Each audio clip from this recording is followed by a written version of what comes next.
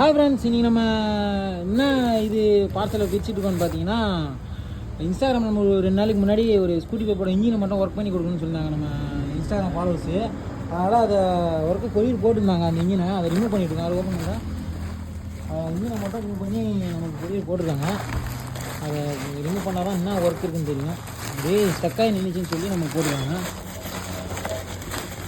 உங்களுக்கும் இந்த மாதிரி இன்ஜின் எதாவது ஒர்க் பண்ணணும்னா ரிமூவ் பண்ணி கூட கொடுத்து அனுப்பலாம். அப்படி இல்லைனா வண்டியை கூட கொரியர் போட்டு விடலாம். நம்ம ரெடி பண்ணி உங்களுக்கு பக்காவாக கொரியர் போட்டுருவோம்.